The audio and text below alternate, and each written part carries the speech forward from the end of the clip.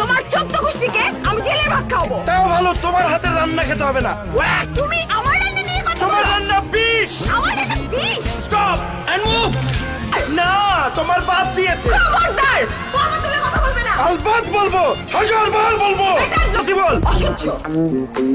তুমি তুমি দেখে নিব। অনেক ভালো। প্রাণ ডালের আবেশে জটিল সময়ও মুঠোয় চলে আসে। কি বাড়া, এটা কি অ্যাড ছিল নাকি? আমি ভাবলাম স্বামী স্ত্রীর মধ্যে ঝগড়া চলছে।